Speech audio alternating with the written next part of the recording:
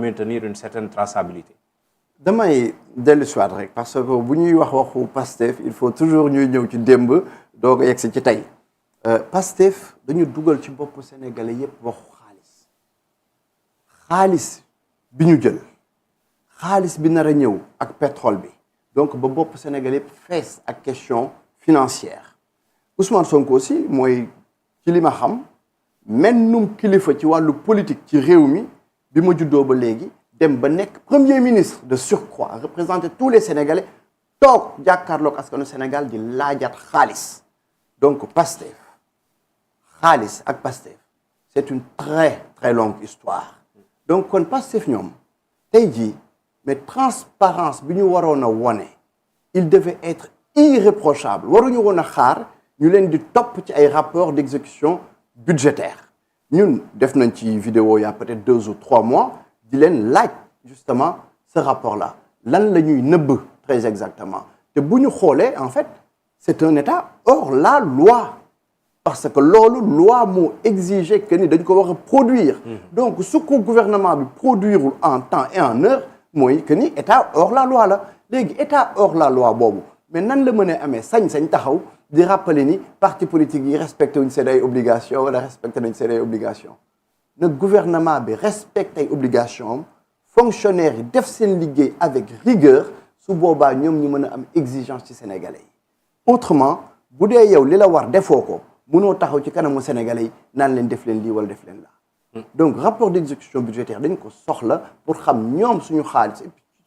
ci suñu tur la ñuy leb n'est-ce pas mais liñ fi lebagum kenn dafa xam nu mu toll mais bëgg na ñoo xam xaalis boobu fan la jaar mais xaalis boobu ñun bu ñu xamul fu mu jaar ni ma koy waxee très souvent wax loo xam seede loo fekkee diggee loo nar donc lu ñu dugg ci ay supputation wala dara mais quand même xel mën na tey parce que xaalis bi dugg baaxi na coono population bi wàññeekuwul te xaalis boobu ci boppam kenn waxuñu fan la jaar donc xaalis boobu lan mooy destination finalement oui ñu ngi interrogé wu dafa mel ni le premier ministre il a compris li ngay wax ni ce besoin là d'avoir plus de clarté et de rigueur ci maanaam ni ñuy yore réew mi parce que il a tapé du poing sur la table ci conseil des ministres nga baal ma na def publication d'abord déclaration de patrimoine am ba pare loolu mooy transparence le premier ministre Ousmane Sonko mun na ko def def na ko publier ñëpp gis ba pare loolu mooy totale transparence parce que loolu la ñu campagne donc le premier ministre ne publier sa déclaration de patrimoine après ñu doog a mën a gëm transparence oui mais au moins il a tapé du poing sur la table comme ni ñu ko waxee ci conseil des ministres bi passé pour exiger rigueur bi ngay wax nii ak clarté bi ngay wax nii mun nga ko defal preuve de bonne foi cette fois-ci kan moo def casting bi c'est lui le premier ministre ci démocratie bu normal boo xam ne ñit taxawul joxe ñit naan ma falal leen ma ko ñëw nekk premier ministre président ci démocratie bu normal Ousmane Sonko su déposé wul lettre de démission Ousmane Sonko il est démissionné par le président qu'il a choisi comme premier ministre ci démocratie normale bu premier ministre taxawee def un tel aveu d'échec parce que c'est un échec am na loo xam ne boo ko reproché équipe yi nga xam ne yow nga ñoom nga jiite mooy que ni échoué nga yow ci sa bopp. ndax teelul. il n'a pas encore fait 5 ans mon cher. C'est le premier gouvernement formé sous l'ère Diomaye. premier ministre yi ci démocratie normale ku ci dépassé 2 ans bari na te premier ministre yi ñuy wax ni du ñoo xam ne dañoo taxaw avouer que ni échoué nañu du ñoo xam dañoo taxaw avouer que ni nous sommes au 4e sous-sol du ñoo xam ne dañoo taxaw avouer yeneen ak yeneen ni réew mi dara nekk fii ba suñu crédibilité fépp yàqu ci àddina bi donc premier ministre bu mel noonu mais amul benn état démocratique boo xam ne démocratie mi ngi fonctionner normalement mu mën a rester en position loolu mënul nekk dans une démocratie normale et saine. D'accord pour continuer ba tey si li nga xamante ni moom la ñuy waxtaanee ak actualité bi je rappelle que je reçois Damel Meissa Fall président du parti Sunu Naataange Réew la vraie rupture. léegi soo ma ko may ma dolli ci as tuut. oui tuut boobu mooy ni ñun ay politiciens lañu dañuy analyser aussi le jeu d'acteur te jeu d'acteur bi ñu gis mooy premier ministre buy jël ay distance am ak président pour que l'échec de ce mandat-là bañ koo engagé. Comment ça? li le député Guy Marius Sagna def jëlul distance moom par rapport au président tout simplement dafa jël distance ak président ak premier ministre président donc fi ñu toll nii jeu d'acteur bi commencé na pour que échec bu premier mandat bi kenn ci ñoom bañ koo assumer fi ñu toll c'est le sauve qui peut ñun en tant que politicien de suñu naataange réew noonu la ñu ko analyser autrement premier ministre génn en public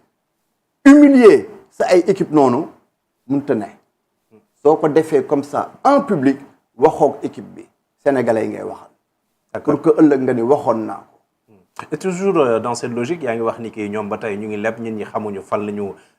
dugal li nga xamante ni leb nañ ko ci wàllu woowee dafay rejoindre aujourd'hui li nga xam ni surtout noté nañ ko ci emprunt obligataire yi. Jusqu'à maintenant on en parle tous les jours dañuy dégg ñu ne gouvernement bi def nañu ay emprunt obligataire. Est-ce qu'aujourd'hui, il n'est pas temps de travailler sur l'impact? Et maintenant, par rapport à ça aussi, est-ce qu'il y a une opposition à les gages qui sont proposer au gouvernement? Parce que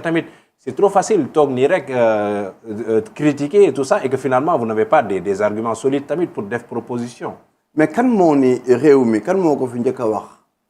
ni nañu équipé policiers de GoPro, suñu naataange réew ñun ñoo ko fi njëkk a wax.